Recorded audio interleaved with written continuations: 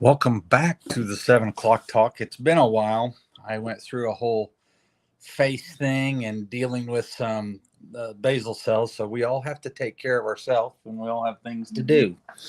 And she wouldn't let me get away without it. And I look like Deadpool unmasked. Anyway, tonight we're going to talk about detoxing forever chemicals. And as you saw in the description, if you're doing everything right, so let's say you just talk about everything that you do and the frustration that comes with it. Well, I take my vitamins 70% of the time. I do eat very clean. But I do have treats that doesn't go to say that we don't go out to eat or anything, but I always try to eat nice things like fresh things, and we go to farm to table restaurants.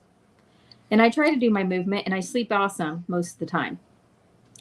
And I still don't lose weight. So it's very frustrating because I can go 40 days without eating, just drink water and unsweet iced tea, and I lose very little weight, which is just a mind blower to every specialty office that I've visited.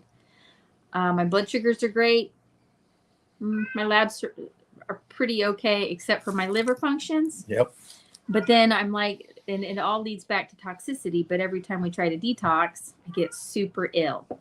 So everything leads back to the liver. And then you try to help the liver, and then you get super, super sick. And so it's just 2 steps back and 1 step forward. But I'm pretty sure through my nursing career and all of the chemicals and the latex and all of the stuff that you're exposed to every day, I think I have just stored that and stored that and stored that. And now it's just going to be a process of eliminating the toxins so that my body can just flush out. So let's talk about these for a second. So what we're actually talking about are PFAs and PFOs. And now they're talking about a Gen X chemical as well. But these are the plastics and parts of plastics that we have seen and heard. And if you watch the news, we don't watch the news much or television much. We've seen a lot of it. And so we started testing because we knew that her liver was stressed, and we knew that it's not the food, it's not the elimination. She has gone through the steps of making sure her body is able to handle a detox, and she's still too sensitive to it. So what has to happen is now we're going to go in and we're going to do some more testing, and we're going to test for these. And after we test for these, then we will start to slowly ramp up her detox, because as she said, every time we've tried to detox in the past, we hit it running. And when that happens, if things aren't working properly, or let's say there's so much toxicity, because a lot of these things that we're talking about with the PFAs, the polyfluoral alkalis, when we are talking about these things, they go into the fat. And as soon as you start losing weight and losing fat, which is what you've seen, every time you start to lose weight, what happens? I get super sick. But and it's not just for these things. Your fat just stores toxins. That's the way your body is designed. So if you can't get rid of it, you store it away. Think about your liver as being an assembly line, and there's this conveyor belt. And if it gets overwhelmed, then what it does, and this is a super oversimplification, then what the liver does is it packages those and it puts it in the fat. And then you have to pull that fat, you have to pull it out of the fat, and you have to detox it to get rid of it. So if you ever go on a fast, or you start like keto, they call it the flu, or so if you start losing weight, but then you notice that you get really tired and you feel like you have the flu and you get really nauseous and you don't know why, that is most likely is you have to process it eventually. And just wreaks havoc on certain people. But I'm super sensitive anyway, so I eliminate the food I'm sensitive to and I feel amazing. But the least little bit that I get back, I am down. And she is one of these people, and you probably know them, because they are sensitive to almost everything.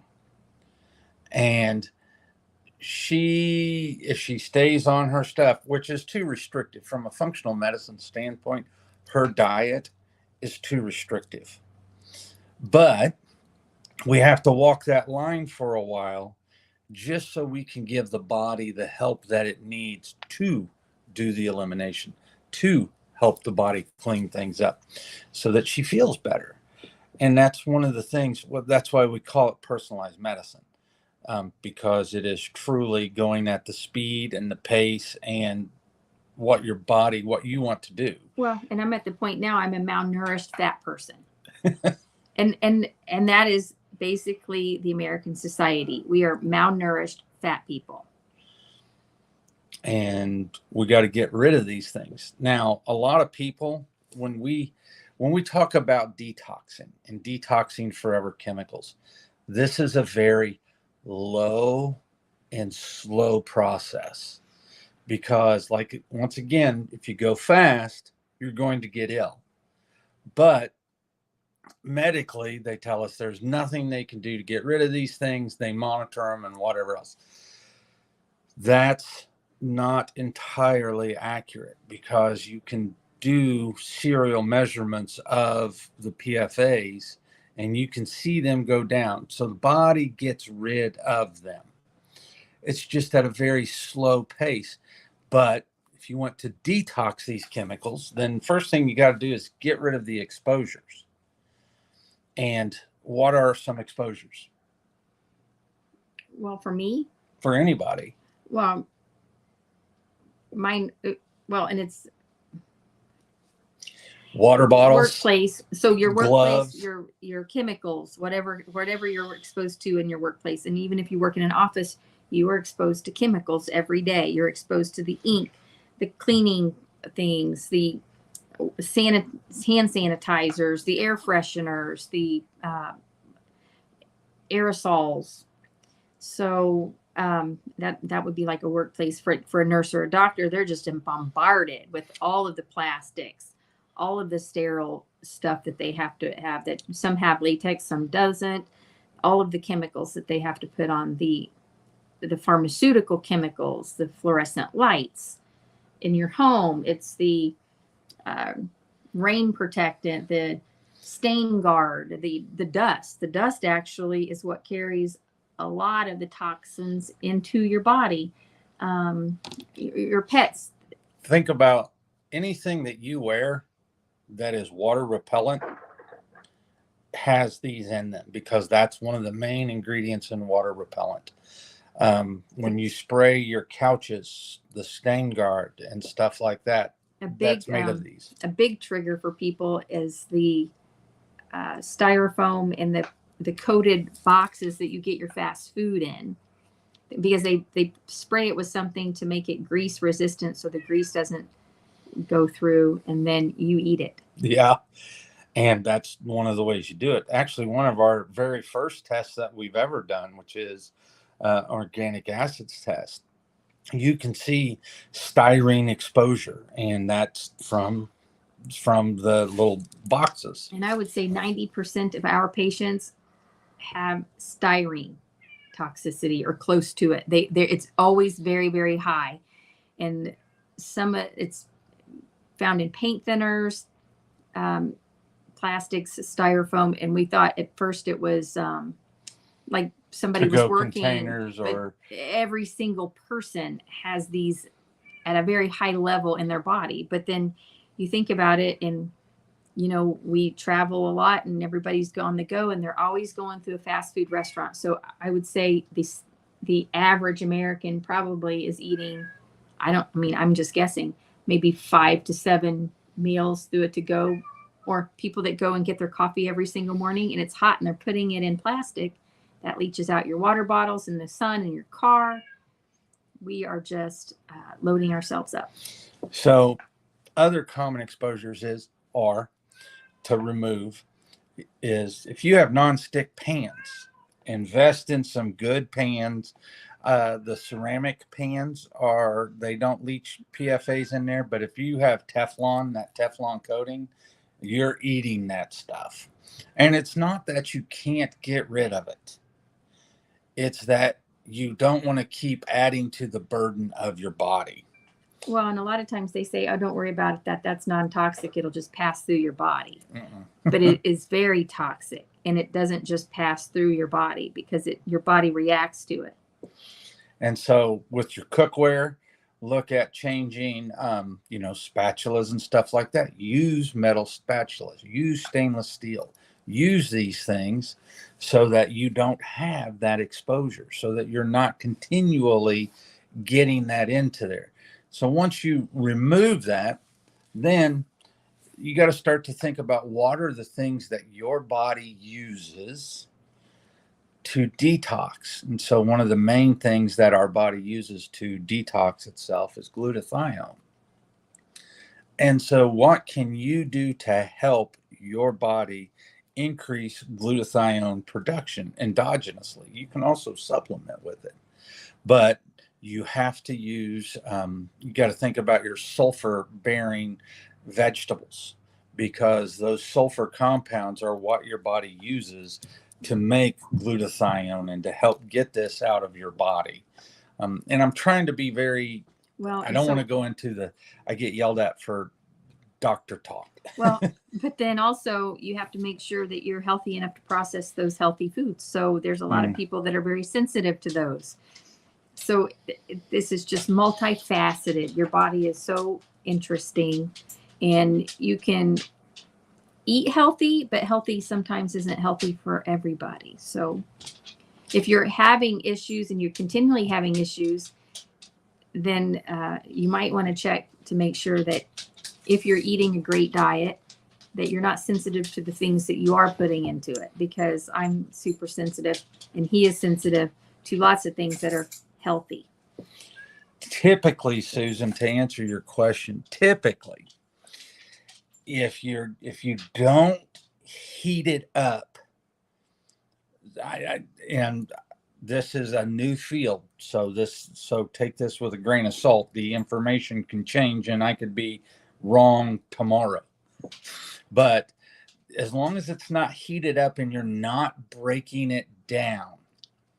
So I don't know what the acidity level of the meat is. Meat. Anything that is acidic, though, can break down the plastics, and they're going to absorb it. So, when we get our meat, old school meat packers used to pack in paper. In wax. Yeah, wax paper. I would assume that if you're going to go, we get our meat, we don't get our meat packed in styrofoam. So I would assume you could limit the exposure from that, if that's a concern, by bringing it home and immediately packing or repacking your meat in wax paper, so that you're not getting, don't like that, huh? So that you're not getting that exposure. But like I said, I haven't read anything on that, so I don't know. Or you could get your meat from a meat market, because they process it and they wrap it in paper. Yep. Typically, like you can order you can order your meat from a packing, and what do you call them, a processor? Like, I don't know what you call it. Anyway, they pack it in paper. So those are, to limit the exposure on that, those are some of the things that you can do. And then like the air fresheners that everybody likes to plug in, I'm the same, but I try to buy the essential oil ones, but those actually have plastic in them. Your laundry detergents, your fabric softeners, they actually put a coating on your clothes, and then they rub off onto your skin. And then they're also that is a endocrine disruptor. So that it just snowballs. And we're doing this because there are people that are sensitive. I'm saying her, they can't see that on camera.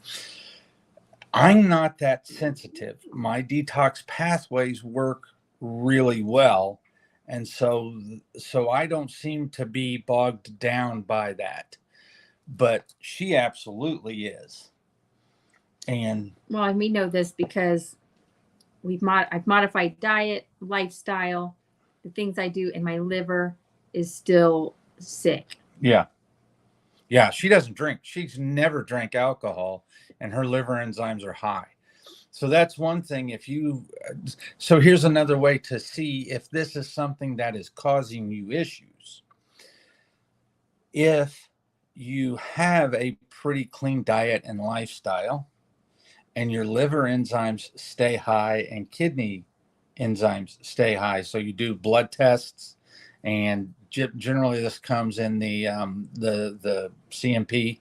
So if you see that, if you get the metabolic panel and you see ALT and AST high for no reason, and when I say no reason, those are vast. I mean, Well, if you eat simple carbohydrates, if you drink sodas, if you drink sodas, if you have a sugary diet, any of those things can cause the liver enzymes to start to elevate. but we don't drink soda. I will drink ginger ale when I'm sick, but that's rare. So I don't have any of those risk factors. So this is for the people that they don't have the normal risk factors Yes. to elevate their liver enzymes, and nothing they do brings them down. So this is what we're going to try to see if that's the problem. Yeah, she's a very complex case, and that's one of the things that makes it so interesting. Unfortunately, it happens to be the doctor's wife that is the most complicated case, but Well, and I've been outside of a hospital for 3 years, mm-hmm. and we're still detoxing. And your sleep finally came back online. It took you a good year to get your sleep. Yeah, it was probably over a year, 18 months. So detoxing this, if you've got your lifestyle, if you've eliminated and removed, you've got your lifestyle in check, you are eating those sulfur-bearing vegetables, the brassicas and stuff like that. She does very well on those. Well, and a huge source of these are your water, because most of the drinking water is contaminated with them. Yep. And so you see me do this because it's not simple. I watch these pundits on YouTube and Instagram and all of these things, and they're all like, this is the answer. It's never that simple, because case in point, we drink reverse osmosis water. When you drink reverse osmosis water, all of the minerals are gone in that. So if you drink reverse osmosis water and you don't put in electrolytes or something like that, you will leach the electrolytes out of your bone. Water is the universal solvent. Yep. So you need to put spring water back into your diet, but you need it clean. Yes. So you got to make sure that that's good. Or if you drink RO, you've got to put something with it. You got to remineralize it. You got to do something. And then, the water needs to be clean. The brassica vegetables, Your air quality. Air quality, and detoxing, exercise, infrared sauna, dry brushing, and what am I missing? Infrared, exercise, dry brushing. I don't think cold plunges do jack for it, do they? No, but it really helps with inflammation. We'll talk to you about that next week, because Thursday is the day the cold plunge tub is coming. God, that just. And we are not videotaping that, and we won't share that. I don't know. That might be pretty funny to take. That might be our best one. Hear me scream. What? Anyway. Well, so, what was I going to say? Mm. Dusting your house, though, keeping the dust in your house to a minimum. And so, interestingly enough, in the Institute for Functional Medicine, this is a big, big, big deal. And we have doctors talking to us all the time. And we had a Dr. Jill Carnahan talk to us recently about this. And She lived on a farm, thought it was clean, thought everything was doing great From Colorado. in Colorado, and she ended up getting breast cancer at 25. And then she's an MD. She self-treated, but not with conventional meds, because she did the conventional medical treatment for the breast cancer to minimize that. But then afterwards, the recovery, she really went on a tear and really paid attention to everything that she could control. And that has and that has turned out very well for her. Plus, her sister ended up getting a cancer also. Didn't get the same one. It affected her differently, and then she's controlled it as well. So those are the ways that you can start to change and control. Don't stress the liver. I don't know how many times we got to say this.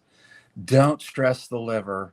And what's the number one thing that we do around here? I just was talking to a chiropractic patient about this, is drinking sodas and Sodas and alcohol. worse yet, these energy drinks. And there's so much crap in those things, and they just absolutely hammer the liver. So it's not only do you want to get rid of the things that are causing the toxicity, but you also don't want to keep throwing new junk back in, or you want to minimize it as much as possible. You cannot be 100% clean in the United States. It's not possible. There's so much junk in the air. The air, the water, the food. It's just everywhere. Yeah. And so that's why you have to pay attention to that very, very carefully. And detoxifying these things is a slow process. And we told you about the foods and the water and getting an air purifier and stuff like that. If you want recommendations, hit us up on the comments and we can give you some recommendations.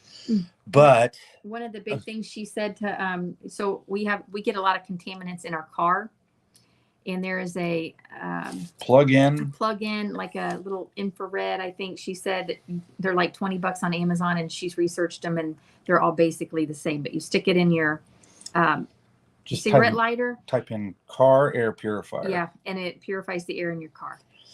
So I totally spaced where I was going. Oh well. We talked about air, food, water, and not stress. Oh, and then, so I was going to get to medical foods. Medical foods are fabulous, and they do a great job of helping your body detox. But you have to remember to go low and slow, and build yourself up. And you will probably need to use some form of a binder. And if you need help with this, the thing that we tell everybody, and we sit down in probably half a dozen consultations a week. If you don't have the sleep, the nutrition, the exercise, and the lifestyle stuff on point or pretty well, don't waste your time or money coming to see somebody like us, because that's the first thing we're going to start to do. And if you don't want to do that, definitely don't waste your time or money. Because if you're not going to do the things, if you're not going to eliminate the easy stuff, there is no pill or potion that's going to make you better. I would be committing fraud if I told you that it was. And it's just not. And that's why we say, get those other things down and do what you can do for yourself. And then when you need help or to help push things out, that's when you see somebody like us. And then it makes it much easier for you to go into the program, and you get much better results faster. You can't see Libby, but she's here. We have a dog snout in the picture. So we're happy to be back. Yes. Are you done? Yeah. I was going to say cold plunge. We're going to talk about the cold plunge. So if you're interested in the cold plunge, we're going to talk about that next Thursday. But I've researched this now for about 4 to 6 months, and I have inflammation.